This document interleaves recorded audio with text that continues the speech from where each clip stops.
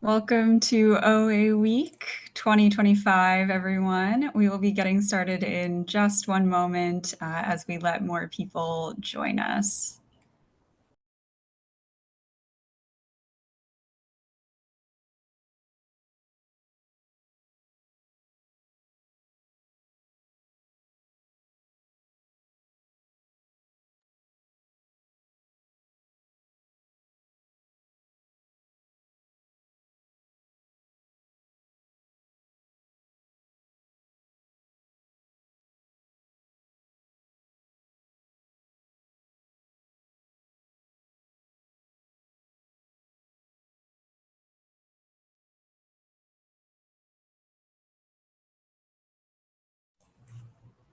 Okay, welcome everyone. Thank you for joining us for OA Week 2025. My name is Carly LaRoche and I'm a member of the GOA-ON Secretariat. Please note that this session is being recorded. OA Week is presented by 4 sponsoring organizations. First, GOA-ON, the Global Ocean Acidification Observing Network. Second, NOAA, the United States National Oceanic and Atmospheric Administration. Third, the IAEA, OAICC, the International Atomic Energy Agency, Ocean Acidification International Coordination Center.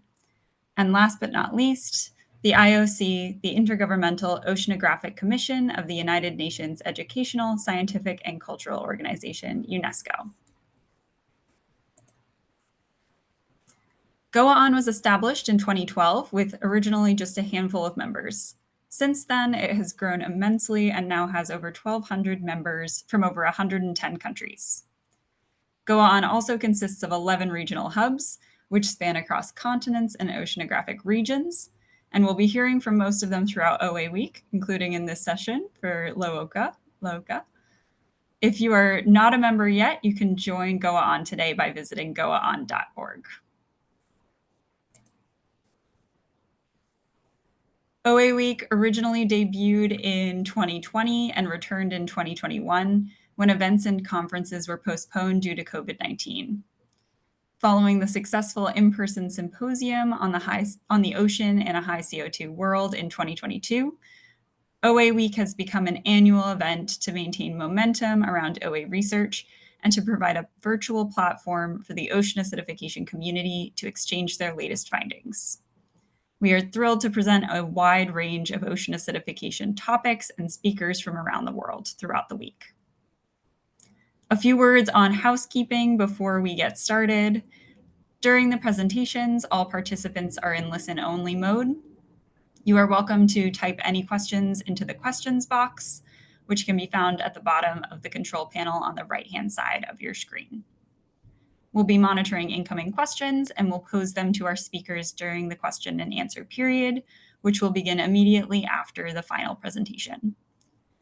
During the discussion, you can also use the raise hand function in the toolbox at the bottom of your screen, and we'll call on you to ask you your question directly. Presentations today will be in both Spanish and English. If you would like a translation of either language, you can click Show Captions on the Show Captions button at the bottom of your screen and turn on live translations. And with that, I would like to introduce your moderator for this session, Dr. Cecilia Chapa-Valcorta. Cecilia is a professor researcher at the Oceanology Department in Universidad del Mar, UMAR in Puerto Angel, Oaxaca, Mexico. Her research focuses on the marine CO2 system, the ocean's role in the carbon cycle, and ocean acidification. She is particularly interested in the coupling of physical and chemical processes in the sea, especially in the environmental drivers that control the spatiotemporal variability of carbon in the ocean.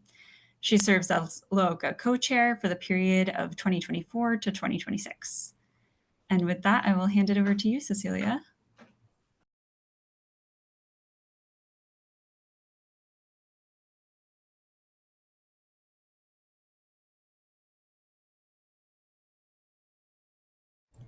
Let's see, Cece, are you connected with us right now?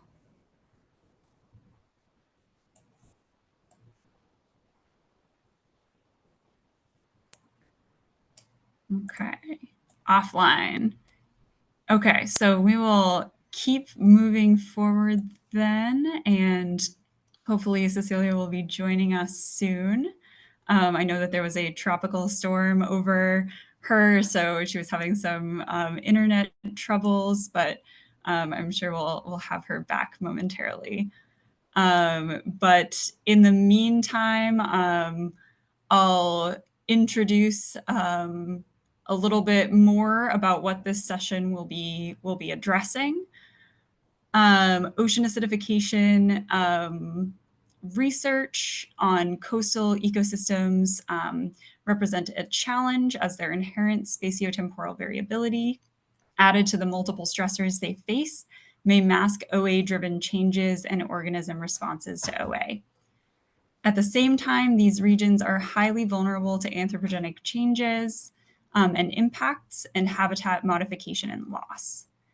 Therefore, OA studies in this region are highly valuable for understanding these ecosystems and provide information that may be used for the establishment and or evaluation of coastal planning and activities and legislation.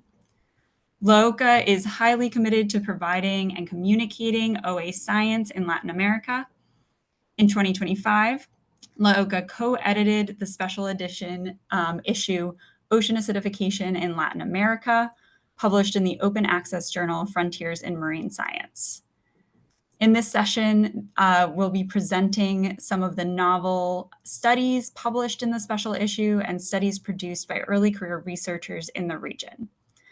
All of them focus on relevant ecosystems poorly studied in Latin America, from rhodolith beds to mangrove and coral reef ecosystems. Each speaker will be providing a 15-minute presentation. And with that, I think we can start introducing our speakers. Let me just check. All right, so our first speaker today is going to be Dr. Valentina Amaral. Dr. Amaral is an assistant professor at Universidad de la República Centro Universitario Regional Este, Uruguay, Departamento Interdisciplinario de Sistemas Costero Marinos. She works in biogeochemical cycles of organic matter and its role in the carbon cycle. She also studies emissions of greenhouse gases such as CH4, N2O, and CO2 in aquatic systems, and more recently, she started to work in ocean acidification. Today, Dr. Amaral will be presenting on spatial and seasonal variability of the carbonate system in the Uruguayan coastal lagoons. And I will hand it over to you. Hi, good morning. Hola, buenos días. Thanks for the invitation. I am really happy to be here in this session. I will share the screen.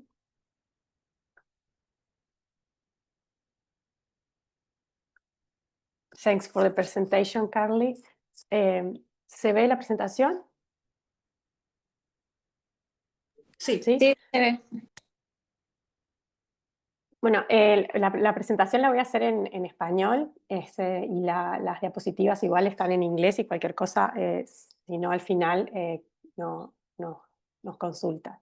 Como decía Carly, voy a presentar, es un trabajo, son resultados preliminares de un trabajo que comenzamos cuando empezamos a implementar la línea de investigación acá en el Centro Universitario Regional Este en Uruguay, en la Universidad de la República, en acidificación oceánica, y comenzamos a trabajar con el sistema de carbonatos en las lagunas costeras, en unos monitoreos que ya tenemos desde 2017 en estas lagunas, y en un proyecto de la Agencia Nacional de Investigación e Innovación, la ANI, acá en Uruguay, sobre la distribución y la variabilidad de los gases de efecto invernadero, que es una de las temáticas que yo trabajo, metano y óxido nitroso y CO2. Y además comenzamos a estudiar, bueno, el sistema de carbonatos en estas lagunas. Como introducción, en realidad, como es la semana de la ocean acidification bueno, asumo que ya hay un montón de presentaciones que hablaron sobre las causas de la acidificación oceánica, el aumento del CO2 antropogénico y que el océano terminó absorbiendo casi un 30%, es uno de los sumideros más grandes de carbono y de esta forma se alteró la química y el sistema de carbonatos, haciendo que disminuya el pH. En el caso de los sistemas costeros, esto se ve exacerbado por otros procesos locales y regionales que ocurren en los sistemas estuarinos y en las lagunas costeras, como por ejemplo el input de nutrientes y la llegada de grandes aportes de materia orgánica desde la cuenca y en general estas regiones además están rodeadas de ciudades, son regiones altamente pobladas, que finalmente todo lo que es nutrientes y materia orgánica y contaminantes terminan en estos sistemas, generando ya sea eutrofización debido a la alta carga de nutrientes o el agotamiento de oxígeno debido a la respiración de la materia orgánica que llega. Bueno, en el caso de las lagunas costeras, han sido denominadas como centinelas del cambio climático porque están en primera línea, tienen todo lo que es la parte de los aportes terrestres, pero además también la influencia marina. Y uno de los problemas que están hoy en día sufriendo más que nada es el tema de la eutrofización que les comentaba anteriormente, y además de la llegada de agua dulce, que por lo general tiene una menos capacidad buffer, cambios en los patrones de precipitación debido al cambio climático, entonces también hace que haya cambios en la composición de la materia orgánica y en los procesos de degradación de la misma, además de los gradientes físico-químicos que ya se dan por la mezcla de distintas aguas y por ser sistemas de transición, entonces hay fuertes gradientes tanto de salinidad, que pueden ir desde 0 hasta 35, como de pH, de alcalinidad total y de carbono inorgánico y orgánico disuelto. Entonces, bueno, como les comentaba, en Uruguay comenzamos a trabajar con acidificación bueno, en el 2021 con una peer-to-peer de Ocean Foundation. Pudimos poner a punto las técnicas para las medidas de alcalinidad total y a través de la participación en cursos y en la red Remarco. Entonces comenzamos con las lagunas costeras porque ya teníamos allí monitoreos implementados. Eh, Básicamente lo que les voy a mostrar es una línea de base que hicimos en 4 lagunas costeras que están situadas a lo largo de la costa atlántica uruguaya y pudimos además estudiar la variabilidad tanto espacial dentro de las lagunas como estacional. Bueno, estas lagunas costeras están conectadas con el mar mediante una barra de arena, en la mayoría de sus casos, que se abre periódicamente de forma natural o también se abre de forma artificial, porque estas lagunas están en zonas donde hay agricultura y ganadería, entonces los productores cuando se les comienzan a inundar los campos comienzan a pedir de que se abran las lagunas y entonces si bien hay protocolos de apertura, no siempre es natural. Y hay otras lagunas que están conectadas con el océano a través de arroyos, que aquí se conoce con el nombre de arroyo, sería como streams en inglés, que por lo general tienen una conexión más frecuente con el océano. Las lagunas costeras de aquí del Uruguay son sitios con una alta biodiversidad, con humedales y saltmarsh a sus alrededores. Son sistemas con una fuerte de atracción turística y además de pesca local y artesanal. Y en algunos casos, como en esta que les estoy mostrando, hace unos años se realizó un puente para poder conectar con la ruta. Bueno, acá se ve que luego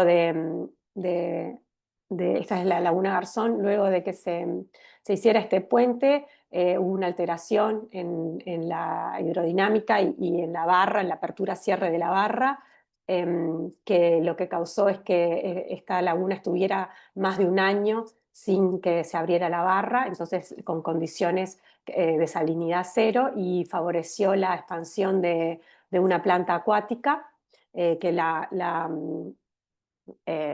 invadió completamente. Toda la laguna quedó invadida por esta alga. En muchos casos no podíamos llegar con el Zodiac a muestrear, y bueno, se tomaron algunas medidas de aperturas artificiales y de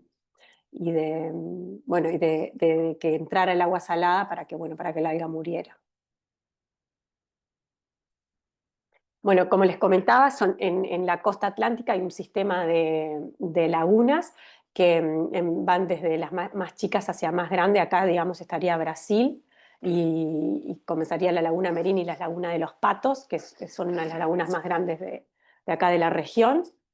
En las lagunas que nosotros trabajamos son Garzón, que es la que les comentaba que se hizo el puente, porque es una laguna que está en una zona turística muy importante, en Punta del Este, entonces se hizo el puente para que se llegara más rápido. Después está José Ignacio, que también es una laguna con un gran atractivo turístico. Laguna de Rocha, que tiene más bien una componente de pesca local, pesca artesanal, y también avistamiento de aves, bueno, turismo. Y luego Castillos, que es la que le comentaba, que es la única laguna en este caso de las muestreadas que está conectada al océano a través de un arroyo. Todas las lagunas pertenecen al Sistema Nacional de Áreas Protegidas acá en Uruguay. Son sitios Ramsar, humedales del este, sitios UNESCO, y reservas de biosfera.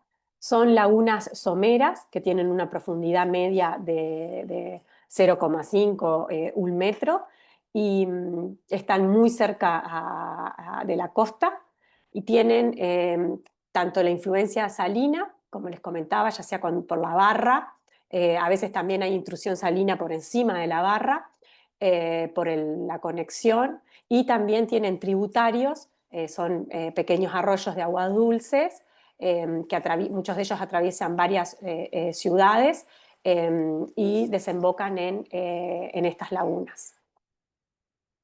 Además, muchas de ellas están sometidas a una presión antropogénica por el turismo, por ganadería, agricultura, cambios en el uso de la tierra, sobre todo por el tema de los plantíos de soja, y brindan muchos servicios ecosistémicos que ya les he estado comentando. Bueno, este es como para mostrarles, es un mapa del informe de lagunas costeras del monitoreo que se lleva a cabo, y lo que muestra son los usos del suelo alrededor de estas lagunas. Si bien hay todavía se conserva bastante lo que es la parte de campo nativo, van a ver que en negro, por ejemplo, está la zona toda de agricultura, y el marrón la zona de forestación en la cuenca de casi todas ellas. Según el monitoreo que se lleva a cabo desde 2017, las lagunas se encuentran en un proceso inicial de eutrofización debido al cambio en el uso de las tierras, al aumento de la llegada de los nutrientes, relacionadas también con el manejo de la barra. Además de la invasión de la planta, es una planta vascular la que les comentaba que invadió la Laguna Garzón. También se han observado en José Ignacio, por ejemplo, y en Laguna de Rocha, pequeños blooms de cianobacterias debido al aumento de los nutrientes desde la cuenca. Bueno, como les comentaba,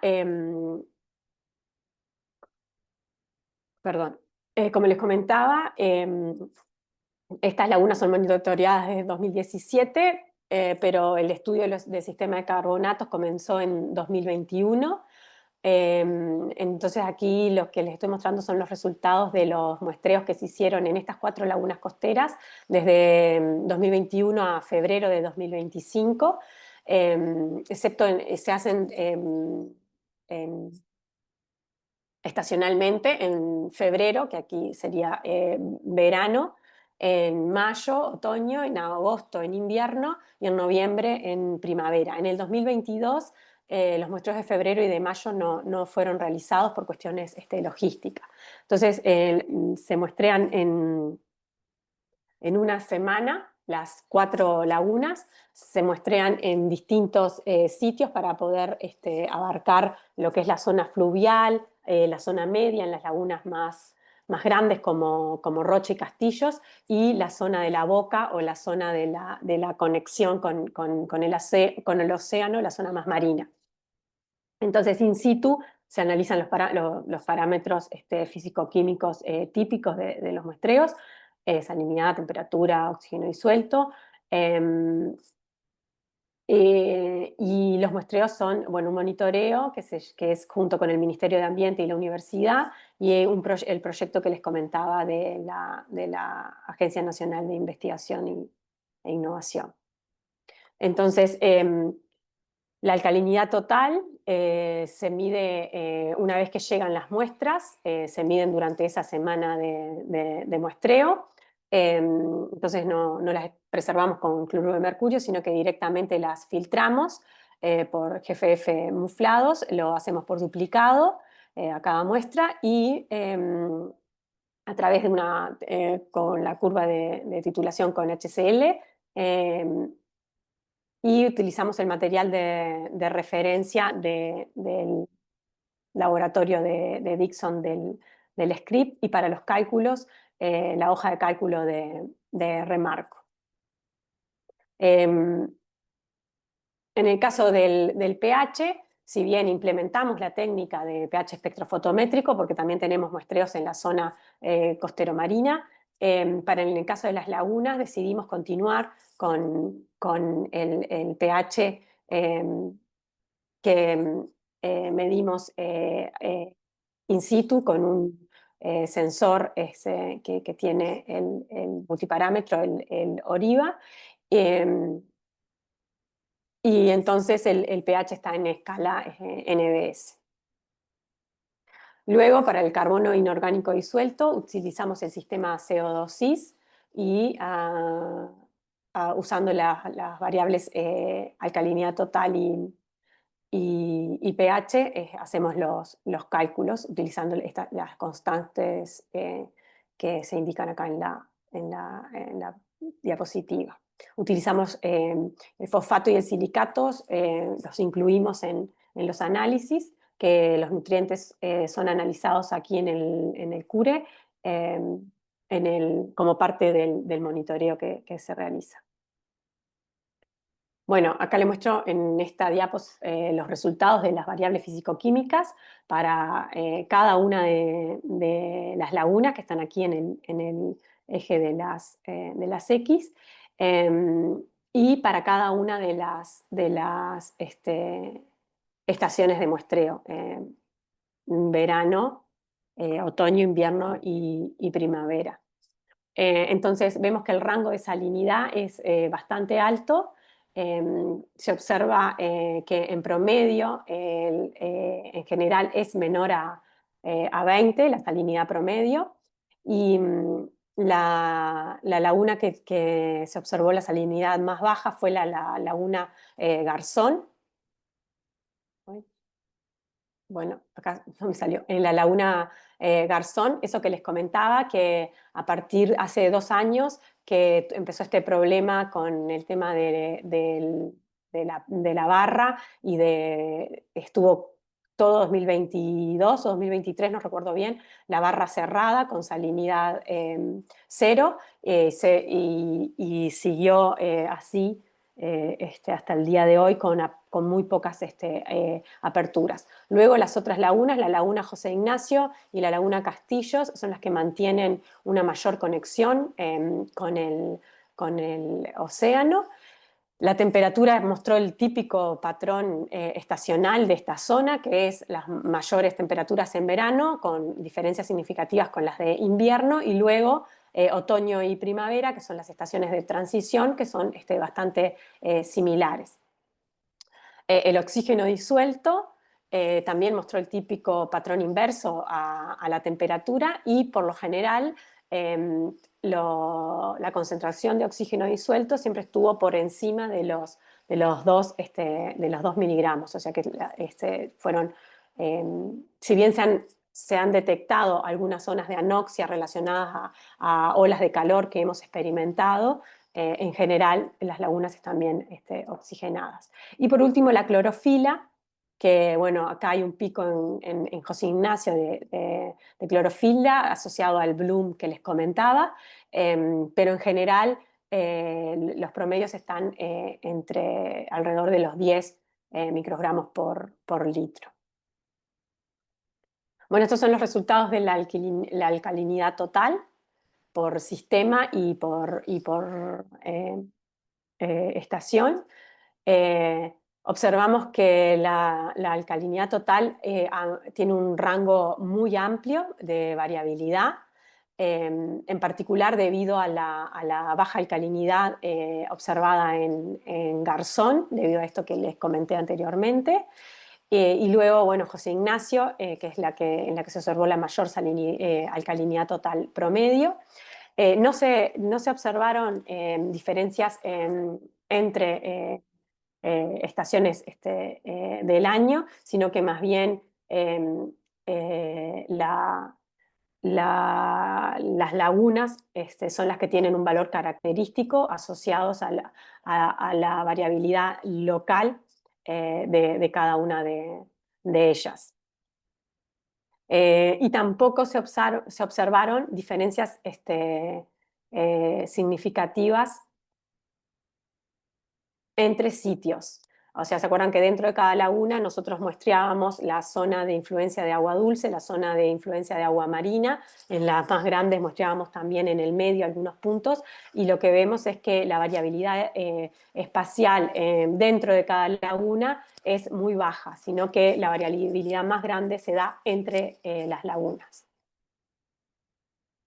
Bueno, esto es la relación entre la alcalinidad total en el eje de las X y la salinidad. Y bueno, José Ignacio y Castillo son los que muestran una relación más fuerte con la salinidad. Como les comentaba anteriormente, estas son las dos lagunas en las cuales estuvieron o tienen una frecuencia mayor de conexión. En el caso de Castillos, durante este periodo de muestreo que les estoy mostrando aquí, estuvo un 77% conectado, seguido por Rocha, que estuvo un 35% de veces conectada en el total de los muestreos, y luego José Ignacio y Garzón, que estuvo, ahí va, todo 2023 cerrada, y como ven, la conexión con el mar ha sido muy baja. Esto ha sido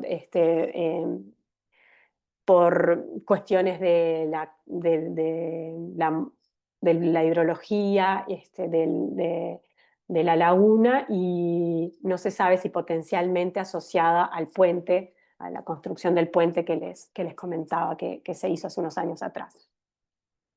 Bueno, esta es la variación a lo largo de los años de muestreos. En color está cada una de las lagunas, José Ignacio, Garzón, Rocha y Castillos, por año, desde el 2021 al 2025, y en el eje de la SI, la alcalinidad total, es para mostrarles la tendencia de la alcalinidad total en relación con la salinidad de cada una de las lagunas. Y bueno, como ven, la tendencia en la salinidad es la línea punteada gris.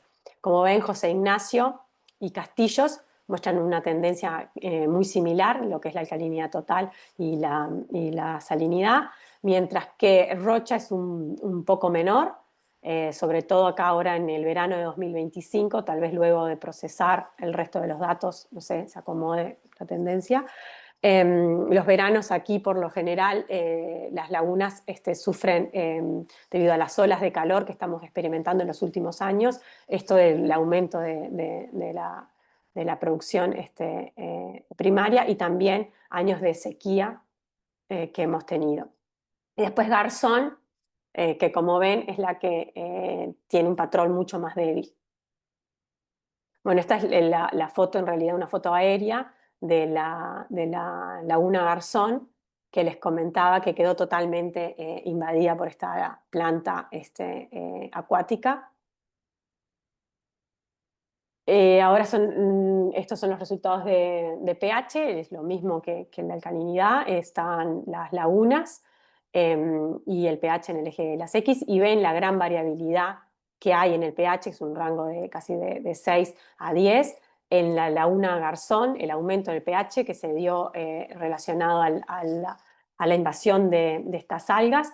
En muchos casos, el pH, cuando empezamos a tener estos valores tan altos, lo medimos con varios pHímetros de distintas instituciones, con distintos métodos para, bueno, porque en general mostraba, la laguna Garzón mostraba las tendencias muy similares a las otras lagunas, pero a raíz de esto que les comentaba que pasó, empezó esta variación mucho mayor.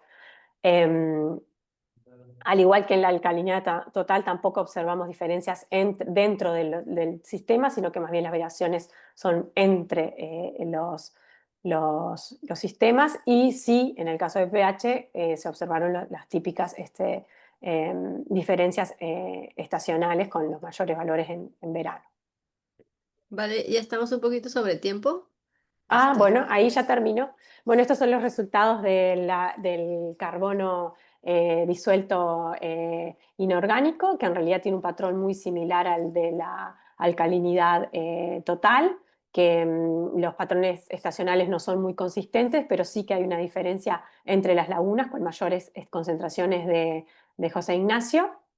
Y aquí para finalizar es la relación, que como ven la relación del radio de alcalinidad total y del el carbono inorgánico disuelto está relacionado con el pH, y vemos que al aumentar el radio y el pH está asociado con la producción primaria, como en el caso de Garzón, que mostró un radio mayor a 1, 1,51 en promedio, y la menor relación con la salinidad, y valores más bajos de esta relación asociados a menores pH y a procesos de mineralización de la materia orgánica, que fue observada en las otras 3 lagunas con valores cercanos a 1. Bueno, como conclusiones finales es que en el caso del sistema de carbonatos, lo que predomina, el factor que predomina son las características locales de cada una de estas lagunas, si bien ellas están bastante cerca y bien o mal tienen características similares para lo que es toda la región. Bueno, la hidrografía los procesos biogeoquímicos serían los que estarían, son como los drivers del sistema de carbonatos en estas lagunas. Y bueno, se me fue el tiempo. Ahí están los agradecimientos. Muchas gracias, Valentina. A continuación, nuestra siguiente presentadora va a ser Natalia Rincón Díaz. Antes que nada, también una disculpa, ahorita estamos teniendo problemas de conexión aquí en la Universidad del Mar debido a una depresión tropical, entonces por eso no pude estar al inicio, pero aquí estamos. Bueno, voy a presentar a Natalia. Natalia Rincón Díaz es bióloga y candidata a doctor de la Universidad de Magdalena, en Colombia. Ella tiene una maestría en ciencias con enfoque principal en biología marina, y su investigación se centra en la dinámica del sistema de carbonatos, los mantos de rodolitos y los impactos de la variabilidad ambiental en los ecosistemas de arrecifes de coral en el Caribe colombiano. Ella tiene una extensa experiencia en sistemas marino-costeros, manejo de la zona costera y divulgación científica. Y actualmente, hoy nos va a presentar su trabajo llamado Dinámica temporal del sistema de carbonatos y del metabolismo en lechos de rodolitos en una bahía tropical del Caribe mexicano, perdón, colombiano. Ya te estoy queriendo cambiar de país. Adelante. Buenos días a todos. Muchísimas gracias, Cecilia, por la presentación. Como lo mencionaste, a continuación voy a presentar el primer capítulo de los resultados de lo que se obtuvo en el marco de mi tesis de doctorado, que pues estoy ya culminando acá en la Universidad del Magdalena, en Colombia, Santa Marta, Colombia. Entonces, este trabajo básicamente se desarrolló en una bahía de un ambiente protegido acá en Colombia. Voy a presentar acá. ¿Ahí alcanzan a ver mi presentación? ¿Está bien? Sí, Ok, bueno, entonces la voy a hacer en español, pero si existe alguna duda relacionada con el trabajo, por favor, no duden en escribir en el cajón de preguntas y pues siéntanse libres de hacer la pregunta en español o en inglés. Bueno, entonces va a pasar acá la diapositiva. Voy a hablar un poco de el sistema de carbonatos en el medio marino y la importancia que tiene para los organismos en general. Nosotros en el océano tenemos una constante dinámica de entrada de dióxido de carbono que entrando al sistema siempre pues tiene unos procesos, unas transformaciones químicas que básicamente es lo que le dan esa condición al océano de ser un sistema buffer y de permitir ese equilibrio dinámico del que requieren los organismos, sobre todo aquellos que calcifican. Entonces hay diferentes procesos en el océano, como se puede ver en la diapositiva, que determinan esos procesos capaces de capturar el dióxido de carbono proveniente de la atmósfera y son asimilados, ese dióxido de carbono es asimilado por organismos importantes que hacen fotosíntesis en el medio marino, como lo son las algas, los corales. Y entre ese grupo de algas hay un grupo en particular que son las algas coralináceas costrosas o las algas calcificadas, que no solamente contribuyen a ese consumo de dióxido de carbono, sino que también cumplen un papel importante al proveer un sustrato una disposición de carbonato de calcio importante para otros organismos. En ese medio marino siempre en ese proceso de incorporación de carbonato de calcio y en esos procesos dinámicos también de respiración que involucra liberación de dióxido de carbono, en donde también participa la calcificación, tiene que siempre existir un balance, un equilibrio en ese sistema de carbonatos que hace referencia a la entrada de dióxido de carbono, a la disolución que ocurre con la molécula de agua. Esa disociación luego da paso a la liberación de iones de hidrógeno. Esos hidrogeniones, el hecho de estar bastante concentrados en el océano es lo que va a llevar a repercutir en procesos de acidificación oceánica. Y básicamente el océano funciona como un buffer, y el océano y sus ecosistemas, entre ellos los lechos de rodolitos, que básicamente son ambientes dominados por algas coralináceas costrosas de las que les hablo, algas que fijan carbonato de calcio, pero que también están usando constantemente el dióxido de carbono en sus procesos de fotosíntesis. Entonces, estos lechos de rodolitos, ¿qué son y dónde están? ¿Y por qué su importancia y por qué decidimos involucrarlos en esta investigación? Primero, entender que son algas rojas de vida libre, por eso se les llaman rodolitos. En literatura hay varios nombres con los que los definen. Están como algas coralináceas o algas de vida libre, algas, hay otros que los llaman coatings, hay otros autores, dependiendo de la forma y del origen biogénico o autogénico del rodolito, cambia pues su nomenclatura. Pero básicamente consiste en algas rojas que forman agregaciones vivas o muertas en fondos marinos y va desde los 2 metros de profundidad hasta los 100 metros de profundidad.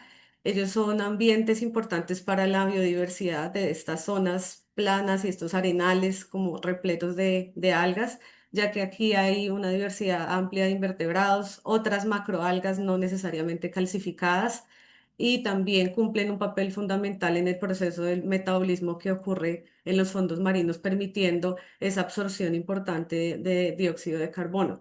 Se ha encontrado en las investigaciones que se han adelantado alrededor del mundo sobre rodolitos que son ambientes altamente productivos y son un depósito importante de carbono. ¿Sí? Al evaluar algunos de los lugares, especialmente pues en Sudamérica se ha trabajado bastante en Brasil, Europa. Europa también ha trabajado bastante. Hay varias investigaciones que han encontrado que puede haber depósitos de hasta 38 kilotoneladas en un área pues dominada por este ecosistema de los lechos de rodolitos. ¿Y por qué estudiarlos y por qué acá en Latinoamérica y en Colombia y en ambientes tropicales? Bueno, primero, las investigaciones que se han adelantado, principalmente en Europa, lo que les comentaba, y también en Brasil, han encontrado en las revisiones que se ha hecho sobre el estudio de rodolitos que se han enfocado los esfuerzos en trabajar con arrecifes de coral, con manglares, con pastos marinos, pese pues a la contribución que tienen en la conservación de especies, en el aprovisionamiento de bienes, de servicios, de recursos, en la importancia que también tienen como sumideros de carbono. Y ahora con el tema de Blue Carbon, pues se quiere ampliar un poco más el conocimiento sobre estos ecosistemas y allí es donde juega un papel crucial los lechos de rodolitos. Si ustedes se fijan en esta gráfica a la izquierda, se ve la proporción de estudios que se han hecho alrededor del mundo en donde se incluyen los ecosistemas costeros más representativos, más importantes, y pues vemos que para el caso de los lechos de rodolitos que está acá arriba esta es un ambiente poco estudiado, todavía hay mucho por hacer y por explorar. Y más aún porque a veces ni siquiera sabemos dónde están, qué características tienen, no los hemos caracterizado, no sabemos qué función tienen, pero ya de antemano tienen muchísimos riesgos que son relacionados con temas de contaminación, explotación pesquera, sobre todo por pesca de arrastre, cambio climático, ahí viene pues el tema de aumento de la temperatura y del superficial del mar y acidificación oceánica, especies invasoras y pues en general las actividades pesqueras y actividades de extracción. Entonces, la investigación para el caso de esta presentación va a enfocarse principalmente en poder entender un poco la dinámica del sistema de carbonatos en un ambiente costero que involucra el hecho de rodolitos como un avance o un aporte importante a lo que se quiere hacer más adelante ya se ha avanzado en temas de conocer un poco más sobre la fisiología, metabolismo y demás procesos. Y esto con el fin, pues, primero de entender mucho más cómo funcionan como esos stock de carbono, la vulnerabilidad que puede tener a futuro y sobre todo si estamos hablando de un área protegida y cómo usar ese conocimiento para establecer ya medidas de manejo y protección a las áreas costeras del país. El trabajo se realizó en la zona costera del Caribe colombiano, más exactamente en un área protegida de nuestro país que se llama el Parque Nacional Natural Tayrona, en una de las bahías del parque. Tayrona pues es un área que tiene tanto protección en la zona marina como en la zona terrestre y en la zona marina básicamente cubre parte de la zona costera como muestra acá el mapa y el área del parque tiene una conformación de bahías bien definida a lo largo de la costa y estas bahías, pues por su carácter de bahía, tienen áreas que están bien protegidas del oleaje, ¿sí? Y las zonas más externas de las bahías, pues son zonas que usualmente están más influenciadas por el oleaje y el viento y demás. Nosotros escogimos tres sitios de manera estratégica, un poco como para entender si dentro de la bahía puede haber algún gradiente de variación importante relacionado con el sistema de carbonatos. Sí, quizá el hecho de trabajar o de obtener información de cada uno de esos puntos estratégicos dentro de la bahía nos puede dar luces de algún cambio que ocurre intrínsecamente en ese ambiente. Entonces, por eso elegimos una estación a las afueras de la bahía que la llamábamos Outer Bay, una estación en el lecho de Rodolitos que queda casi en el centro de la bahía. Este lecho de Rodolitos está a una profundidad más o menos entre los 15 y los 21 metros de profundidad y una zona muy costera que la llamamos como Inner Bay, que hace parte pues de un arenal bastante somero que está aproximadamente de 4 a 6 metros de profundidad. El monitoreo se hizo de manera mensual desde marzo 2003 hasta julio 2024. Se tomaron datos in situ y también se tomaron muestras para toda la determinación del sistema de carbonatos. Y aparte de eso se abarcaron las épocas climáticas, que eso es una parte importante de esta área de Santa Marta, porque acá en Santa Marta hay un fenómeno que ocurre anualmente, que es el fenómeno de surgencia estacional, en donde los vientos alisios vienen del noreste, empujan las aguas más superficiales, costeras, y emergen aguas más frías, subsuperficiales, que vienen más o menos de los 50 a los 100 metros de profundidad, y esas aguas pues vienen cargadas de una salinidad mayor, una mayor concentración de dióxido de carbono, una mayor concentración de un pH menor y una omega aragonita también menor. Entonces hay diferencias relacionadas con la estacionalidad que también nos va a dar luces del comportamiento del sistema de carbonatos y en sí de los organismos que allí viven. Este es el comportamiento de algunas de las variables ambientales que nosotros medimos. Acá tenemos en azulito está la franja de surgencia. Acá dividimos la época climática entre surgencia, transición, posurgencia, que viene más o menos del mes de mayo hasta agosto. Luego la no surgencia, que está de septiembre más o menos hasta inicios de noviembre, que corresponde a la época de picos mayores de lluvia. Luego viene la época de transición, donde ya inicia el proceso de vientos y demás, que ya dar paso a la época de surgencia como tal, que viene más o menos de enero hasta abril. Y luego viene de nuevo la época de transición posurgencia. En los últimos años, y según un artículo que se publicó hace poco también por el INVEMAR, por la doctora Constanza Ricaurte, se ha encontrado que también estas oscilaciones entre los periodos climáticos, las épocas climáticas, cambian bastante, también relacionado con el fenómeno del niño, ¿sí? Puede haber picos de surgencia más extensos, más cortos. De hecho, acá en Santa Marta hace ya varios años que no vemos esos picos de surgencia largos, esos momentos donde de verdad el agua se pone muy fría y donde hay una condición realmente de surgencia de sequía, porque pues ha llovido bastante en los últimos años. Pero entonces en el periodo de estudio encontramos una temperatura la más baja reportada es de 24,7 más o menos en 2023 y de 23,3 para época de surgencia. Y el pico en 2024 en junio, que corresponde a una época de transición, donde también puede haber presencia de bastante precipitación que da paso pues, aguas más cálidas. En cuanto al viento, que pues se relaciona directamente con la temperatura, en enero, también surgencia, encontramos pues los picos de ráfagas y de vientos altos las velocidades de viento más bajas fue en la época de posurgencia en junio, ¿sí? Aunque también cuando ocurren los eventos de lluvias fuertes, de hecho, para ahora en este momento y lo que corresponde a los meses de septiembre y octubre, pues también puede presentarse una alta precipitación. Esta gráfica muestra precisamente ese comportamiento de precipitación, siendo el mes de junio de 2024, no, de 2023, perdón, el mes en que más hubo precipitaciones. Si ustedes se fijan acá para junio también y julio de 2024, cuando finalizamos nuestro muestreo, también se mostraron los picos de precipitación, siendo los menores picos correspondientes con las épocas de surgencia, es decir, vientos fuertes, aguas frías, que va de enero hasta marzo. Esto es un poco la información que quiero presentarles del lecho de rodolitos. Esta información es derivada de una tesis de maestría del biólogo Félix Alvarado, que trabajó en la caracterización biótica del lecho de rodolitos. Entonces, acá un poco haciendo como un zoom al ambiente, al ecosistema, a la batimetría que tiene esta zona de la bahía de Gairaca en Santa Marta.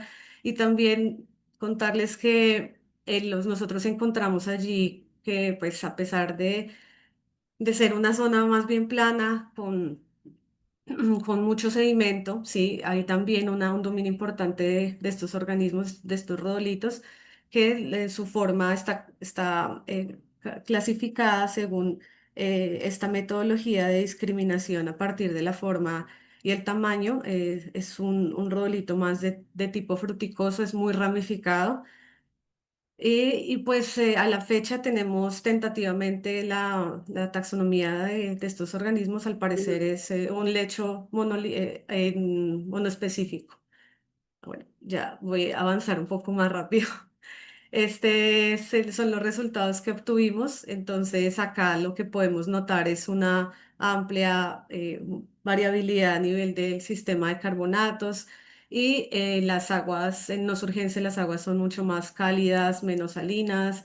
En surgencia, por el contrario, hay ingreso de aguas frías, más salinas. Acá en este ODB lo podemos ver, podemos diferenciar con la coloración más roja correspondiente al alcalinidad total y carbono inorgánico disuelto con una mayor proporción respecto las demás épocas climáticas. No encontramos diferencias significativas entre los lugares, pero sí encontramos diferencias significativas a nivel estacional. Y acá en estos delta, básicamente quería mostrarles que para el caso del lecho de Rodolitos, la omega aragonita y el pH total fueron las variables que menos oscilación presentaron, fueron las más estables. Y esto es lo que nosotros podemos inferir que pues es lo que mantiene el balance de carbonatos en este ambiente y precisamente se puede comportar como un buffer de este sistema que aporta al resto de la bahía. También encontramos ya para finalizar que esa variabilidad del sistema puede ser explicada por varias relaciones entre variables. Por ejemplo, el dióxido de carbono tuvo una influencia importante con respecto a la salinidad, a la relación de alcalinidad total y carbono inorgánico disuelto, y esto pues se relaciona mucho con la dinámica que ocurre en los sistemas costeros. Finalizando, pues esta investigación busca ampliar el conocimiento más del hecho de rodolitos, pero ya incluyendo términos de metabolismo, respiración, aporte en sí de ese balance de carbonatos en el sistema y cómo los rodolitos permiten mantener, realmente funcionan en esa estabilidad del pH y de el omega aragonita como ambientes capaces también de ser como sumideros de dióxido de carbono. Entonces también lo que buscamos es integrar precisamente esos datos metabólicos, que es lo que se realizó ya en la segunda fase de mi tesis de doctorado, donde ya evaluamos ese componente. Y bueno, quiero agradecer a la Universidad del Magdalena, a todas las personas que participaron en esta investigación y a ustedes por atender esta charla. Y bueno, espero preguntas. Muchas gracias. Muchas gracias, Natalia. Ahora continuamos con Luzmeri Jiménez. Luzmeri Jiménez cuenta con una maestría en recursos acuáticos de la Universidad Tecnológica de Panamá. Es una investigadora en ciencias marinas y su trabajo se enfoca en el sistema de carbonatos, en los flujos de CO2 y la acidificación, así como escenarios de hipoxia en estuarios y manglares de la bahía de Chame en la sección Pacífico de Panamá. Y esto pues para generar información clave para el manejo y conservación de estos ecosistemas costeros. Hoy nos presentará variabilidad del sistema de carbonatos y su papel en en la acidificación, perdón, y la hipoxia en manglares tropicales y en estuarios. Adelante.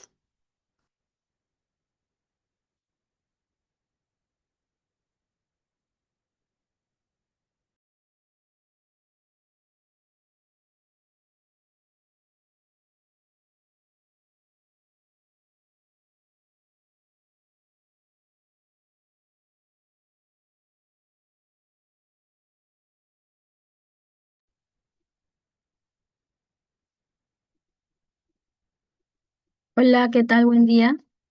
¿Ven la presentación? Sí se ve.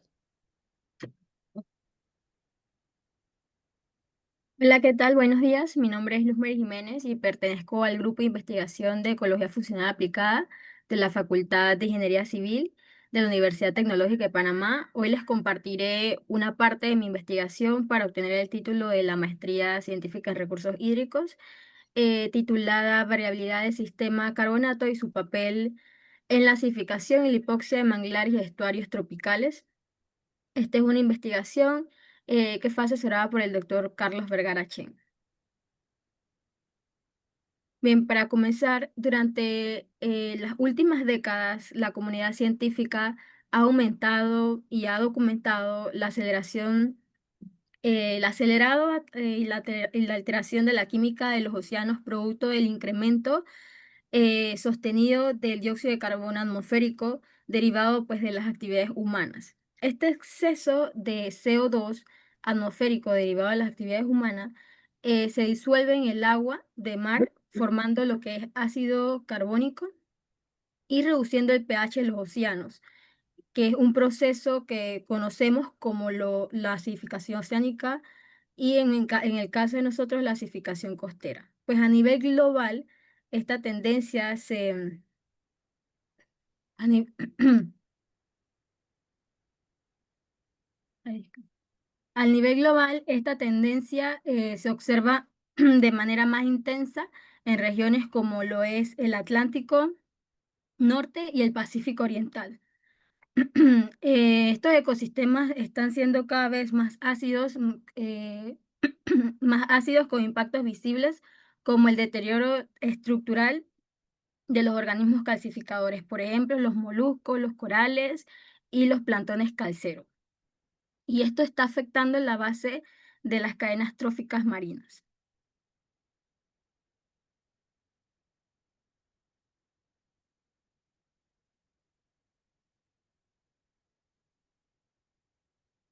No sé Sin embargo, cuando tratamos este fenómeno en el ámbito costero y en estuario, estos procesos se vuelven mucho más complejos. Factores locales como la variabilidad como los factores locales, como la descarga de los ríos, la respiración microbiana, la introducción salina y la descomposición de estas materias orgánicas generan una gran variabilidad de pH y del oxígeno disuelto, que pueden pues amplificar los efectos de la acidificación oceánica. A escalas regionales, que es nuestro caso de estudio, la escorrentía continental, la estacionalidad climática y la eutrofización están modificando la composición química del agua.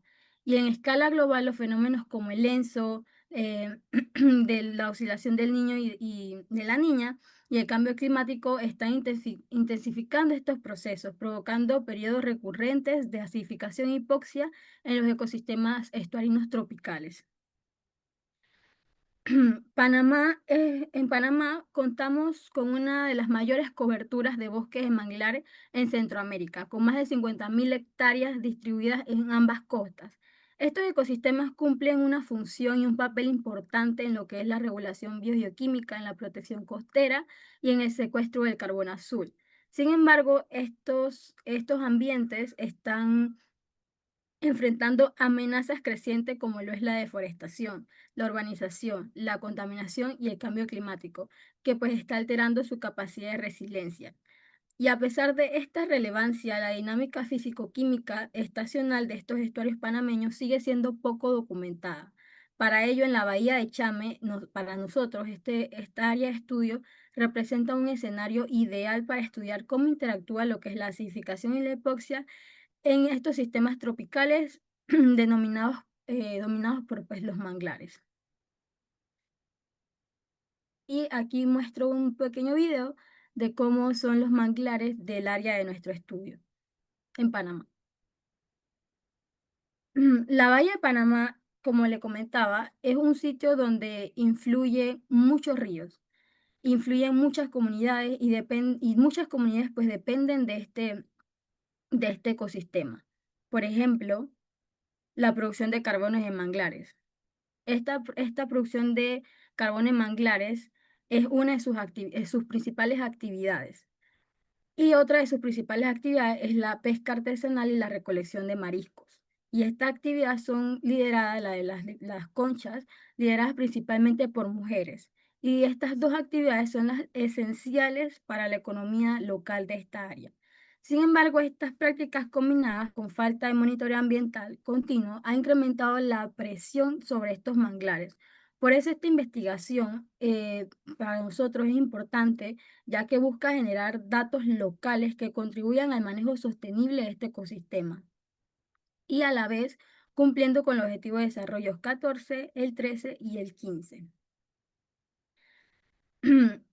El estudio de esta investigación se desarrolló en el sector de Puerto Julián dentro del sistema del estuario de la Bahía de Chame, específicamente en el estuario de Río Sajalices.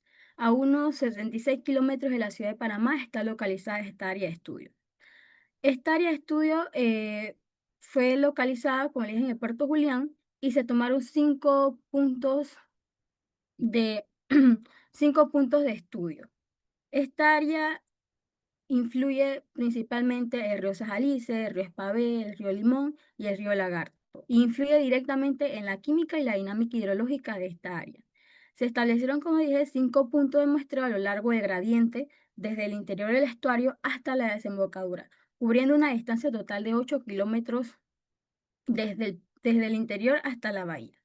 Durante ambas estaciones, lluviosas y secas, se midieron parámetros como pH, la salinidad, el oxígeno disuelto, la temperatura y nutrientes como lo es nitratos, nitritos y amoníaco. Y aparte de esto, también se midieron parámetros del sistema de carbonato como es la presión parcial de CO2 y la alcalinidad estimada total. Se emplearon equipos de alta precisión, como lo es la sonda multiparamétrica de calidad de agua, el fotómetro HANA HU83300, y también se utilizó el mini CO2 de ProOceanus para el cálculo de la presión de CO2. Como los resultados principales de esta investigación, esto nos evidenció con estos resultados que la bahía de Chame está presentando actualmente un estado inicial de acidificación y vulnerabilidad a la hipoxia, lo que esto lo está posicionando como un sistema bien sensible ante estos cambios que están alterando pues, su dinámica. Durante la estación lluviosa, las altas precipitaciones y el aumento de los aportes fluviales provocaron una disminución de la salinidad, con valores que van desde 22 a 26 partes por mil, reflejando una marcada influencia continental.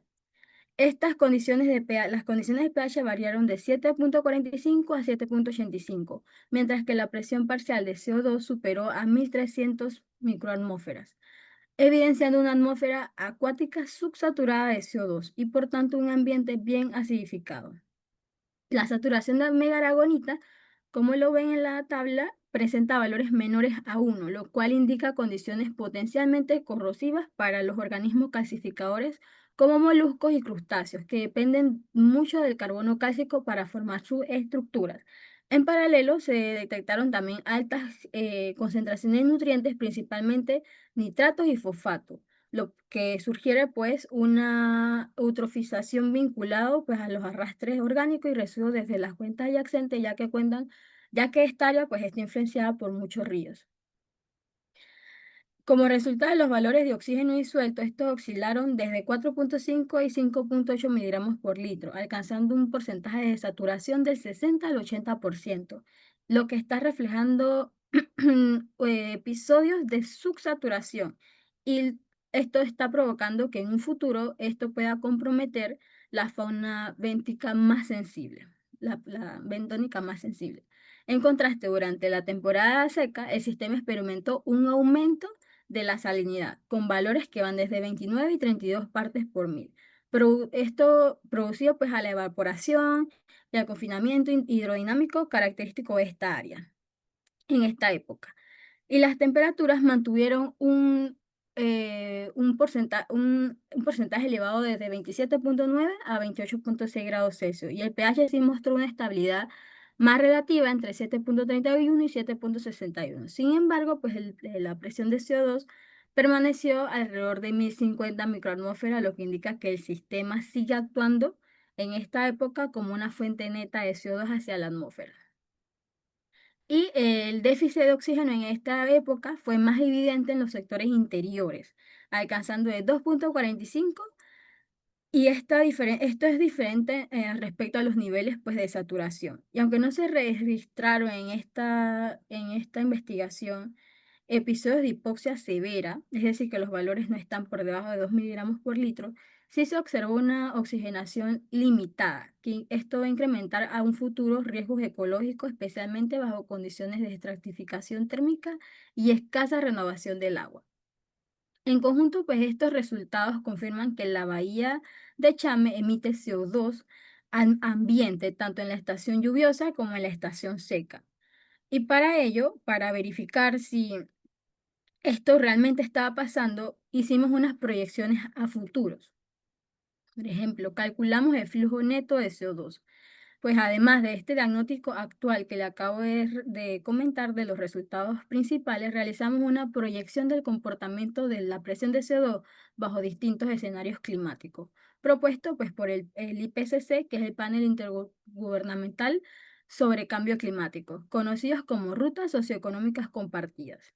Estos escenarios describen posibles trayectorias de desarrollo global y emisiones considerando distintos niveles de lo que es distintos niveles de mitigación y adaptación. Por ejemplo, aquí no,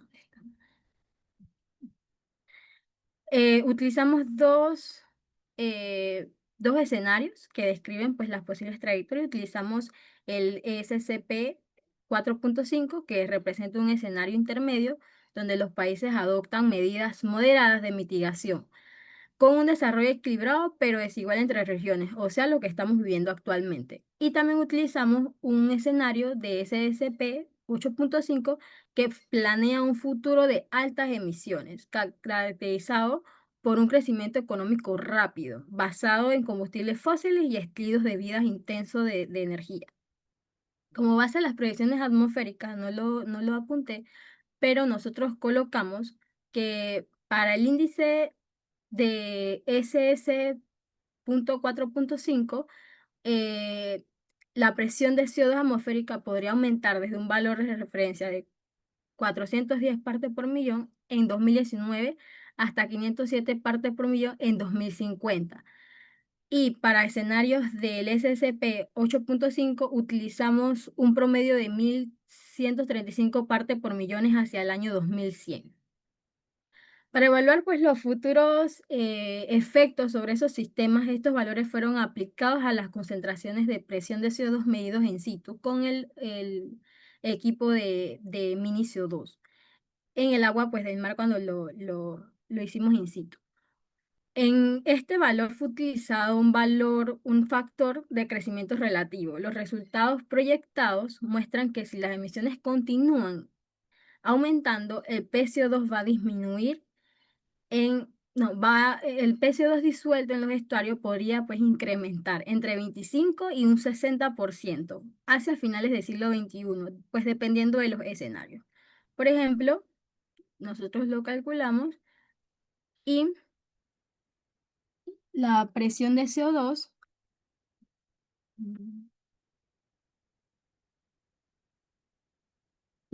CO2 para el año,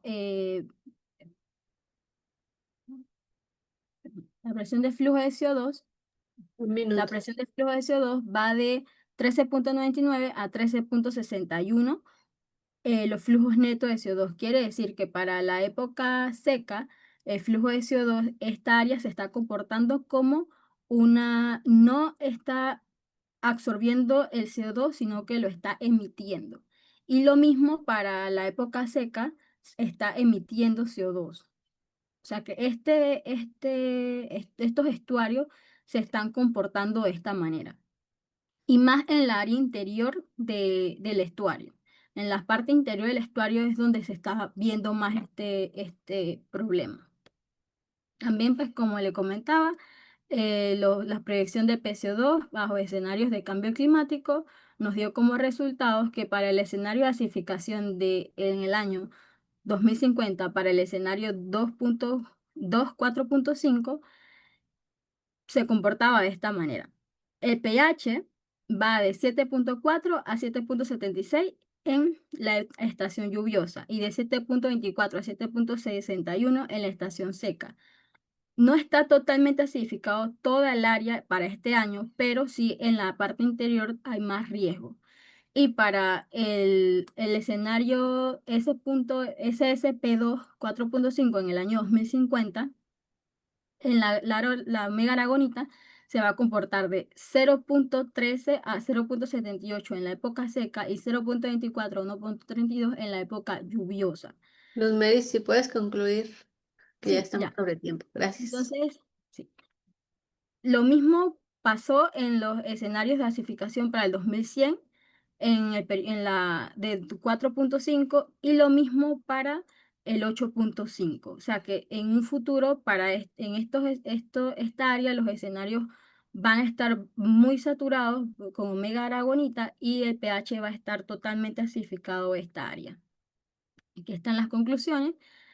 Lo que le comentaba, pues que los estuarios funcionan como fuentes netas de CO2 en esta investigación, nos dimos de cuenta de esto y que los registros, bueno, esto no lo incluí, así que no se los comento, pero que en un futuro estos escenarios van a estar acidificados y bajo riesgos de hipoxia.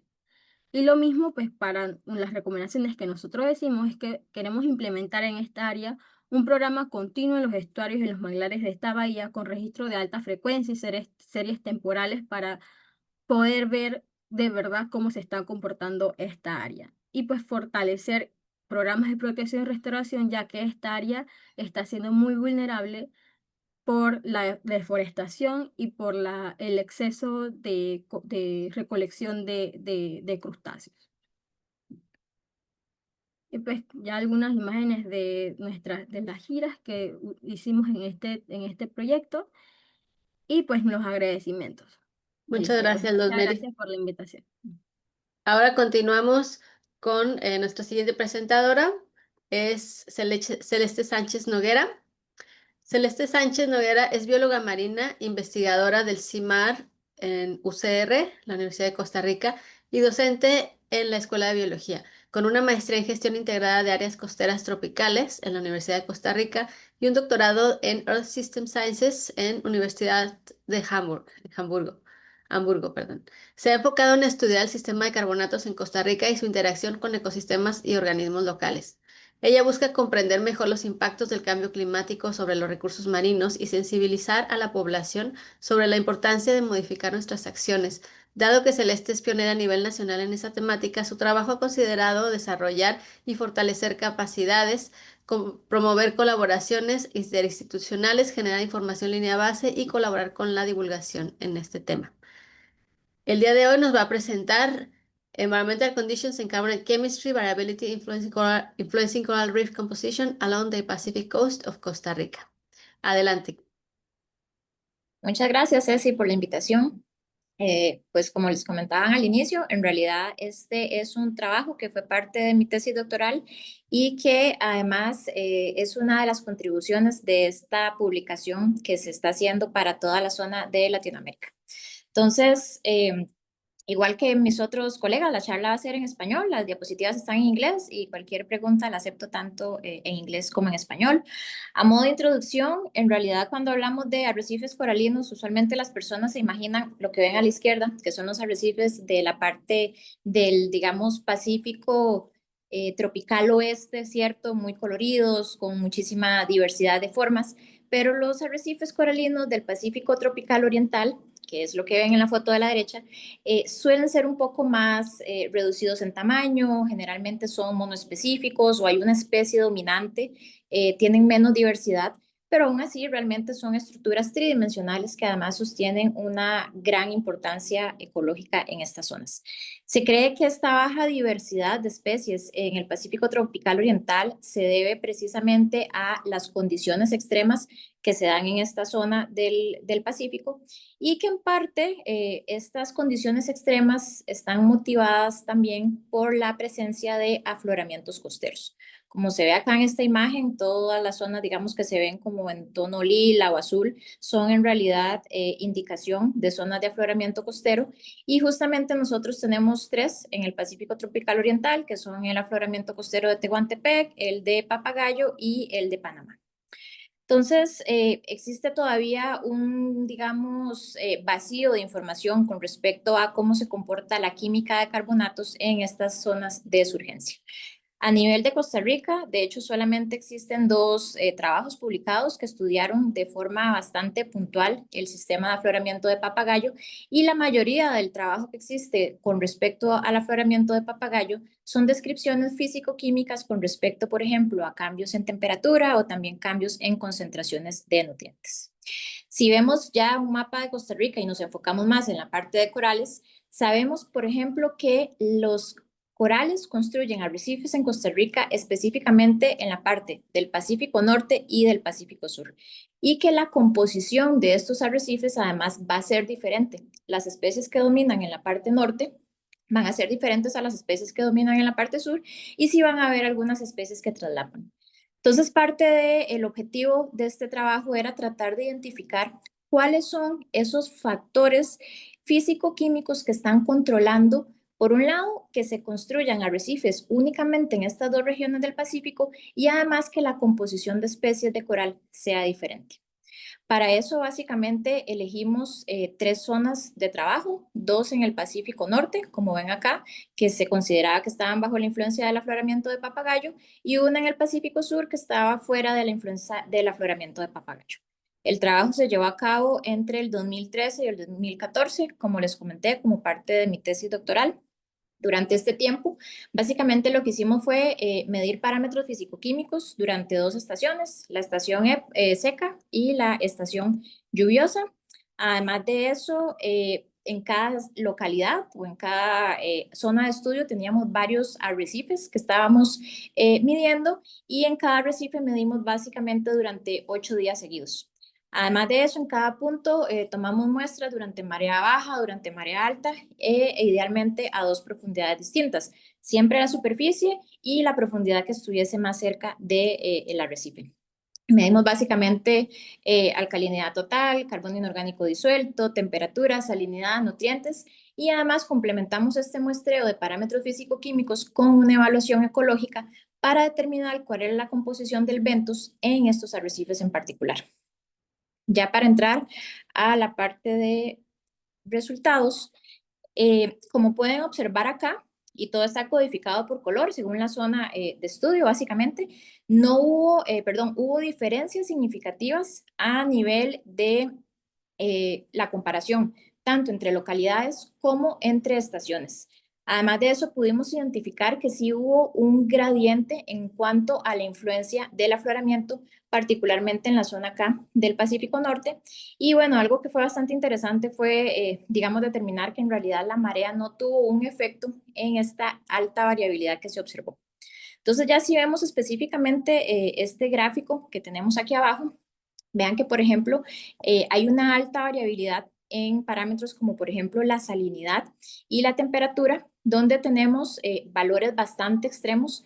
Acá en el norte las salinidades usualmente eran muchísimo más altas que en la zona del sur de Marino Ballena, y eso en parte está asociado mucho, no solamente al desarrollo del sistema de afloramiento, sino también en que la zona del Pacífico Sur de Costa Rica tiene una influencia muchísimo más grande del aporte de ríos y la escorrentía precisamente durante la época lluviosa. Además de eso, vean que, por ejemplo, a nivel de temperatura, hay digamos, un rango de variabilidad muy grande en la zona del Pacífico Norte, en la parte más norte, que era Santa Elena, eso justamente por la influencia del afloramiento, mientras que en las otras 2 localidades la temperatura se mantiene relativamente estable a lo largo del año. Algo que fue bastante bueno de este estudio es que no solamente nos permitió hacer una caracterización estacional y para poder comparar entre localidades, sino que además aportó, como les comentaba antes, información que se desconocía con respecto a la química de carbonatos. Entonces, ya a partir de esto podemos ver que, por ejemplo, la señal del afloramiento no solamente está, digamos, representada por una época en la que las temperaturas del agua bajan, en que además de eso vienen con muchos nutrientes, sino que además acá podemos ver que efectivamente hay también un cambio bastante drástico, por ejemplo, en el aporte de carbono inorgánico disuelto, también a niveles en cambios de pH con valores bastante extremos que justamente responden precisamente a la época de afloramiento. Cuando analizamos cuáles fueron los principales factores que nos ayudaron a explicar esas diferencias, un poco para mi sorpresa no fue más específicamente la química de los carbonatos, sino que, como pueden ver acá en este gráfico de componentes principales, los nutrientes inorgánicos fueron los que realmente son responsables de controlar mayormente esta variabilidad que pudimos observar, no solamente entre localidades, sino también entre estaciones. La química de carbonatos, pues sí tiene un aporte importante, pero no fueron los factores que ejercieron mayor control sobre eso. Algo bastante importante también de este gráfico es que nos permite ver una separación muy evidente entre lo que es la señal del afloramiento en la parte de Santa Elena, que como les comentaba antes es la parte más norte del Pacífico de Costa Rica, y la época de no afloramiento que sucede justamente durante la época lluviosa. Si vemos acá, por ejemplo, los puntos azules y verdes que corresponden a la parte sur y la parte, digamos, media, en realidad vean que están distribuidos de una forma bastante conjunta y con una, digamos, separación menos evidente que lo que sucede realmente en Santa Elena para la época de, digamos, la surgencia versus la época de no surgencia. Además de eso, hicimos un ejercicio de estimar cuál era la proporción de carbono inorgánico versus el carbono orgánico y graficar también, digamos, cuál era el aporte del carbono inorgánico disuelto con la alcalinidad total. En este caso, este gráfico corresponde a valores que se normalizaron a una salinidad de 35 para que fueran realmente comparables. Y en este caso, lo que resulta bastante evidente es que también hay diferentes procesos metabólicos que son realmente responsables de controlar esa variabilidad que hay a nivel del sistema de carbonatos en estas tres localidades y durante las diferentes estaciones.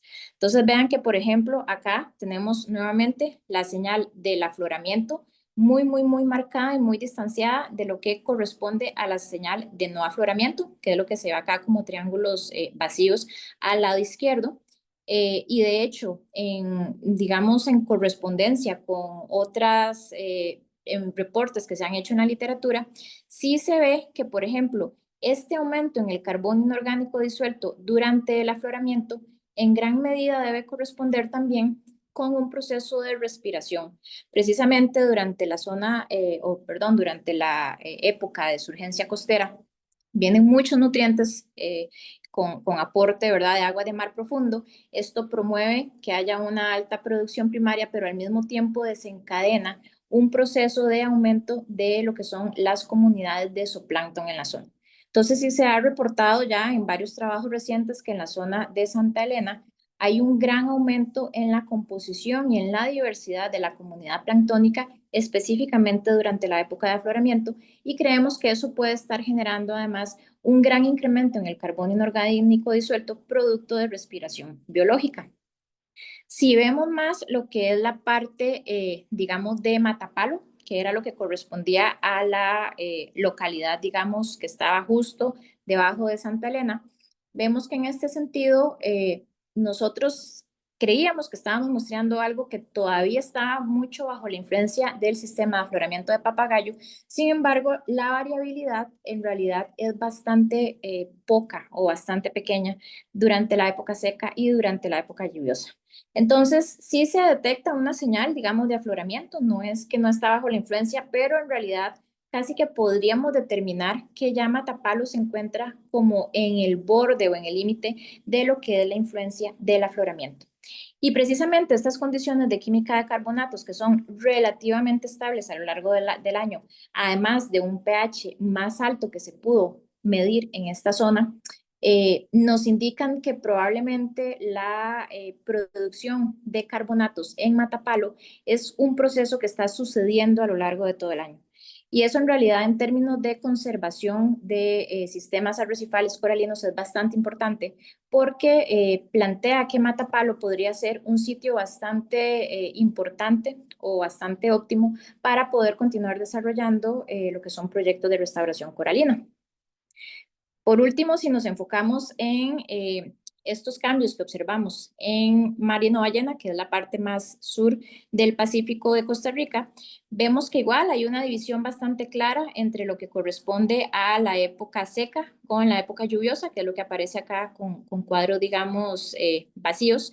Y en este caso, si bien es cierto la proporción que estimamos entre la producción de carbono inorgánico y la producción de carbono orgánico no superó el valor de 1, que es lo que nos indicaría que en realidad los procesos inorgánicos son los que están dominando el sistema, su valor sí estuvo muy cercano a 1. Y eso sí nos demuestra de que probablemente hay una influencia de los procesos orgánicos, pero más con tendencia hacia una influencia o control de los procesos inorgánicos. Y en este caso vemos que, por ejemplo, la precipitación de carbonatos o la calcificación se promueve o se fomenta principalmente durante la época seca, mientras que la disolución de carbonatos es lo que se está, digamos, promoviendo más durante la época lluviosa. Y justamente durante la época lluviosa, en realidad, esta zona del Pacífico Sur de Marino Ballena tiene una influencia muy, muy, muy grande de una de las zonas kársticas más grandes del país y además de uno de los ríos más grandes que claramente aportan muchísima agua y carbonatos lavados de la zona kárstica a esta región. Con respecto a la parte de arrecifes coralinos, estos son los resultados de nuestra evaluación de cobertura bentónica. Pueden ver que claramente sí hay diferencias notables en la composición de las principales especies que construyen arrecifes, y tanto en norte como en sur. Incluso dentro de las del norte vemos también que son dos las especies principales constructoras de arrecife. Por un lado tenemos en azul a la especie ramificada, Posilopora, y por otro lado a la especie masiva, que en este caso correspondería a Paona gigantea. Y algo que es bastante interesante es que sí se ha reportado ya previamente en la literatura que estas especies ramificadas como Posilopora son muy sensibles a la disminución en la intensidad de luz. Entonces, precisamente esto se perfila como uno de los factores, digamos, o de las condiciones que podría limitar por qué acá en el sur las especies ramificadas no tienen un aporte importante a la construcción de arrecifes coralinos, y es justo por lo que les acaba de mencionar antes, ¿verdad? Esta zona tiene un aporte de ríos y de escorrentía muy alto, por lo tanto, el aporte de sedimentos terrígenos también es muy alto, y eso básicamente da como resultado que la penetración de luz sea muchísimo menor con respecto a lo que tenemos acá en la zona del Pacífico Norte. Entonces ya a modo, digamos, de conclusión, vemos que en realidad los arrecifes o la composición de arrecifes en el Pacífico de Costa Rica está determinado mucho por la sensibilidad o el nivel de tolerancia que tienen las diferentes especies de coral a toda la variabilidad de todos los parámetros físico-químicos que nosotros estudiamos. Claramente hay una variabilidad muy alta a lo largo de esta costa. Los forzantes de esta variabilidad son diferentes. En el Pacífico Norte, los forzantes de la variabilidad son principalmente la ocurrencia o el desarrollo del afloramiento de papagayo a lo largo del año, además de procesos, digamos, metabólicos orgánicos como son la fotosíntesis durante la época lluviosa y la respiración durante la época seca, mientras que en el sur estos forzantes son principalmente promovidos por la descarga de ríos durante la época lluviosa.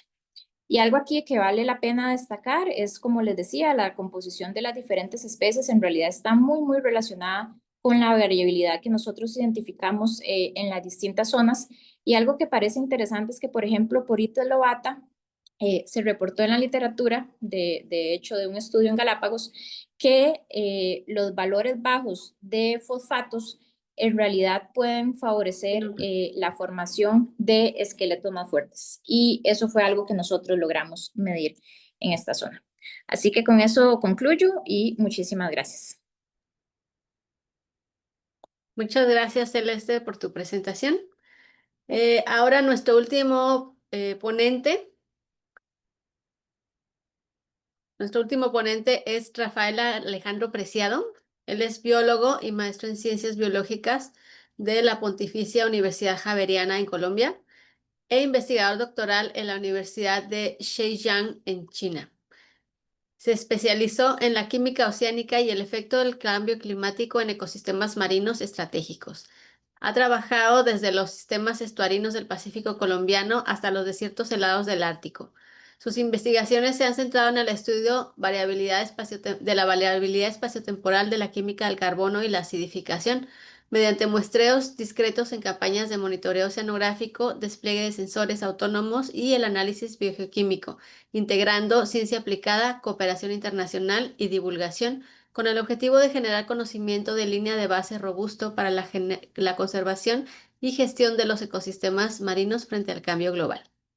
El día de hoy nos va a presentar su plática Variabilidad espaciotemporal anual de alcalinidad total, carbono orgánico disuelto y acidificación del océano, pH y PCO2, en el Parque Nacional Natural Gorgona, Pacífico Tropical Oriental de Colombia, Bahía de Panamá, durante un fuerte episodio La Niña. Adelante, Rafael. Hola, buenas noches. ¿Me escuchan bien? ¿Pueden ver mi pantalla? Sí. Voy a ponerlos por aquí al ladito.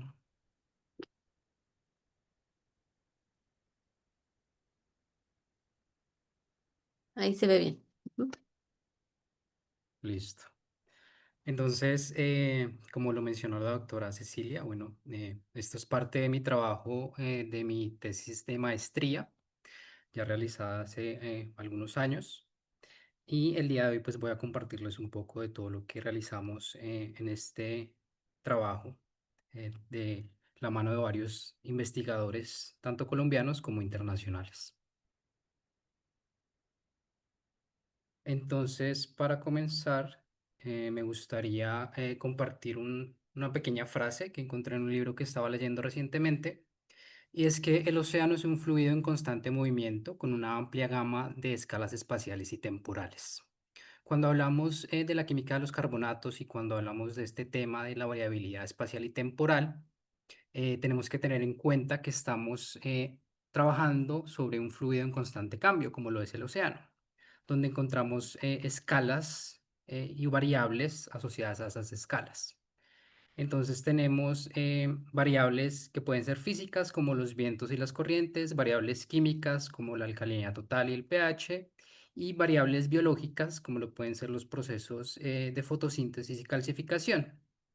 En ciencia decimos que todo depende de la escala, de una escala macro a una escala micro, que es lo que, por ejemplo, estudiamos en biología en algunos casos. Y en biología, cuando nos preguntan, decimos que todo depende según la especie o la escala micro que estamos analizando.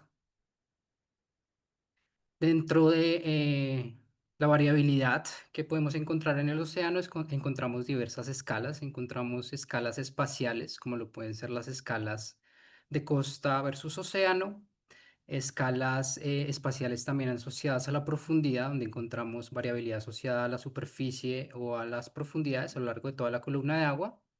Y también análisis o variabilidad asociada al tiempo, que puede ir en términos de años o en términos incluso diarios, de minutos, horas, según el tipo de análisis que estemos realizando. Entonces, según la escala que estemos analizando, vamos a encontrar un tipo u otro tipo de variabilidad. En este caso, por ejemplo, tenemos una diferencia, un análisis entre una zona oceánica, que es este polígono de aquí, y una zona costera, que es el mismo polígono, pero pues la zona de plataforma. Y vemos, por ejemplo, en esta pequeña comparación que tenemos una mayor variabilidad asociada a esta zona costera. Por otra parte, tenemos, por ejemplo, la comparación entre superficie de 0 a 1000 metros y subsuperficie de 1000 a 5000 metros de este transecto. Y vemos nuevamente un nuevo patrón que es que la variabilidad, en este caso de la superficie, es mucho mayor a la variabilidad que encontramos en subsuperficie.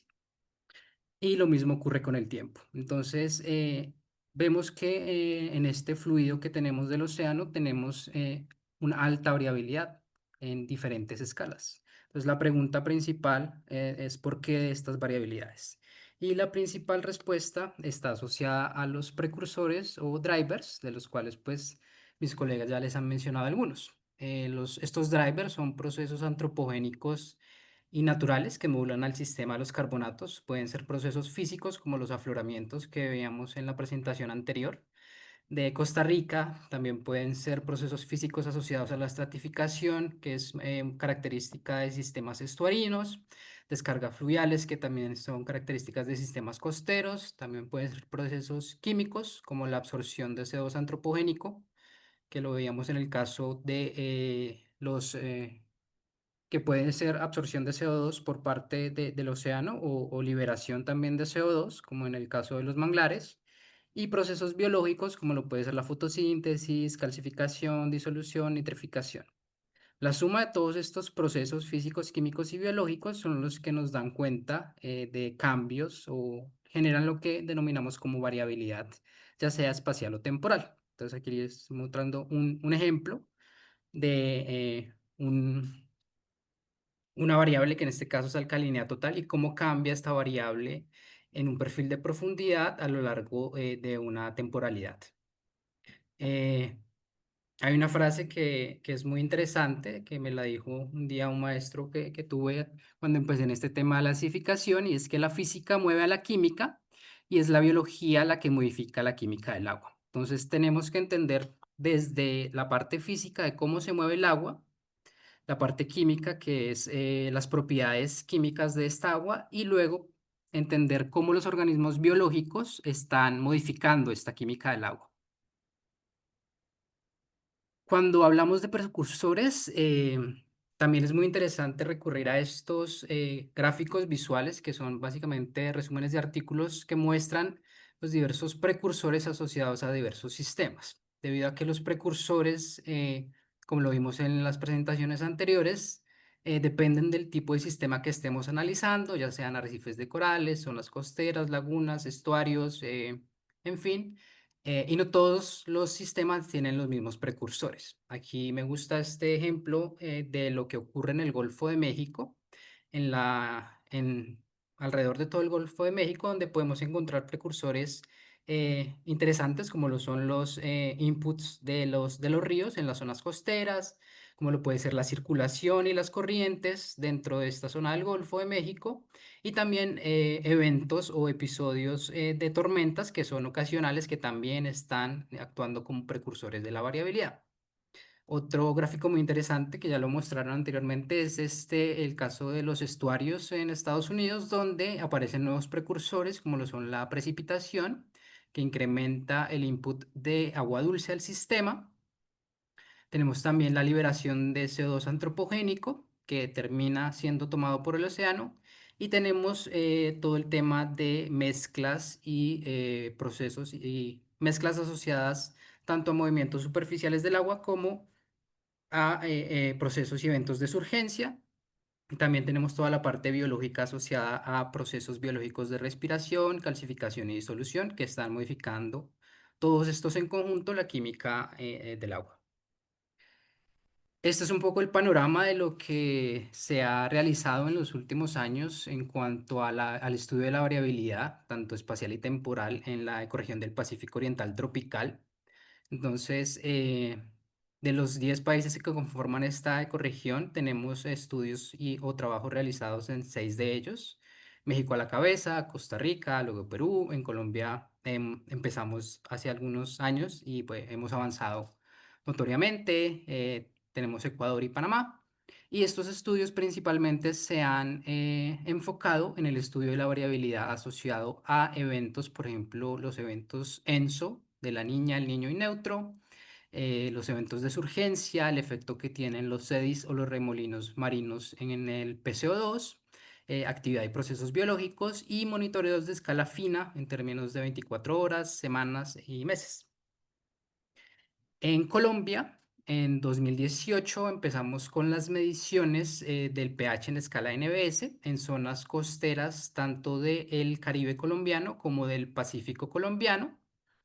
En agosto de 2021, el país contaba con alrededor de 121 registros, tanto conformados por datos de Pacífico como de Caribe, asociados a variables como el pH en escala total, la alcalinidad total y el carbono orgánico disuelto.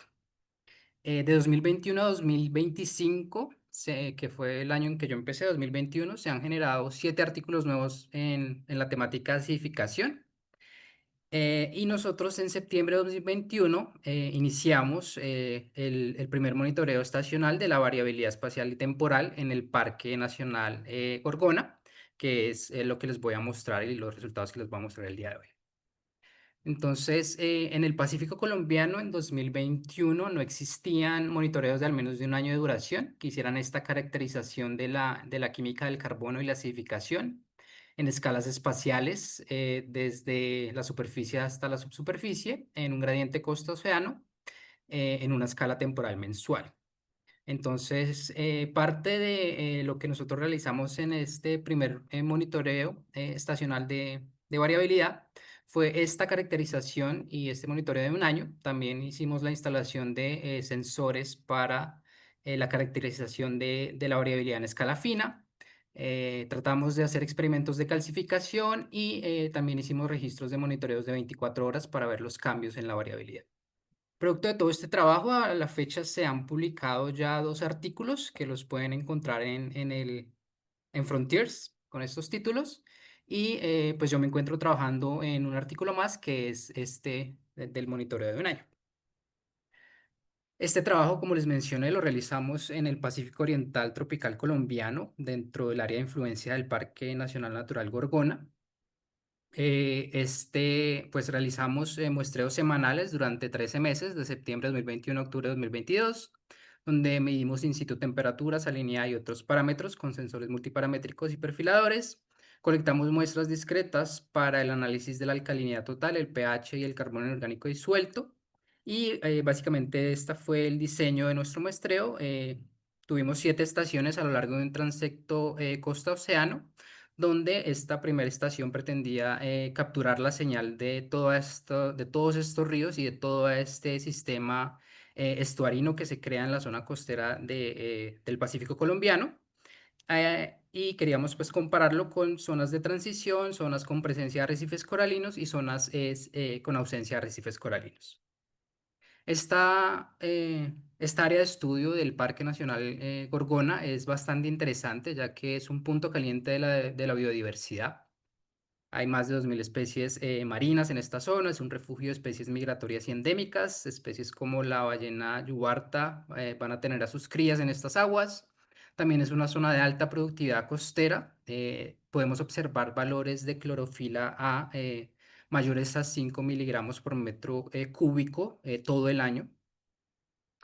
Y también es una zona que conecta al Pacífico Oriental tropical con el resto de zonas del Pacífico vía dispersión larval, en este caso para corales. Y adicionalmente esta zona tiene la presencia de ecosistemas estratégicos como lo son los arrecifes más grandes y más desarrollados de todo el Pacífico Oriental tropical. Y además tenemos en toda esta zona costera del Pacífico colombiano tenemos la presencia de manglares, manglares de más de 50 metros de altura. Entonces también tenemos un efecto asociado a estos manglares. Y es por esto que esta zona del Parque Nacional Gorgona puede ser considerado como un laboratorio natural para el estudio del cambio climático, la desertificación, porque tenemos diversos precursores que ocurren en diversos momentos del año, como lo pueden ser la surgencia del Panama Bight, una compleja batimetría y adicionalmente un complejo sistema de circulación. Estos fueron parte de los resultados principales que nosotros encontramos. Entonces, aquí estamos viendo el resultado asociado a la variabilidad em, temporal de la química del carbono. Entonces, vemos cómo mes a mes, de septiembre de 2021 a octubre de 2022, cómo cambió, en este caso, la alcalinidad total desde 0 hasta más o menos 70 metros de profundidad. Y en resumen, nos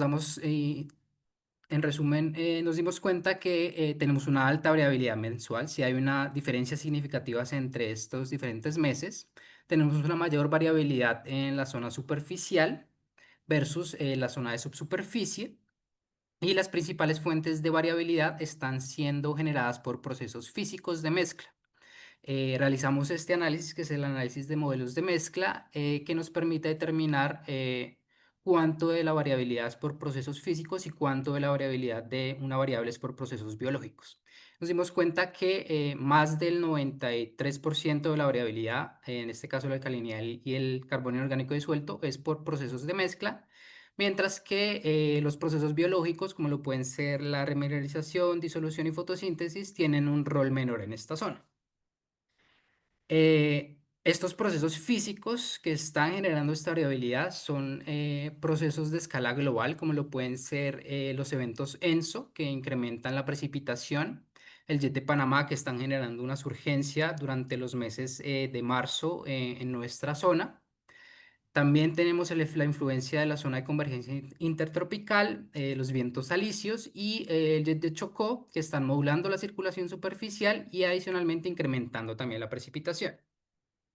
En cuanto a la variabilidad espacial, al hacer el análisis en el transecto desde la zona costera hasta la zona oceánica, nos damos cuenta que tenemos una marcada estratificación en esta zona, producto de la mezcla de diversos precursores. Entonces tenemos inicialmente una gran descarga de agua dulce en toda esta zona, que generan lo que se denomina como el estuario de la isla Gorgona.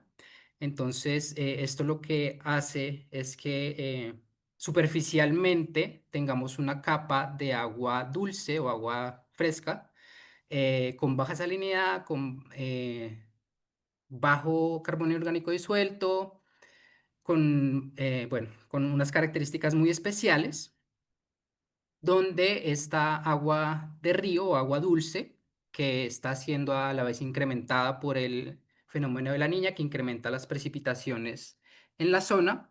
Esta agua dulce se está moviendo por toda la superficie de la zona de muestreo, desde la zona costera hasta lo que nosotros denominamos como zonas oceánicas. 1 minuto.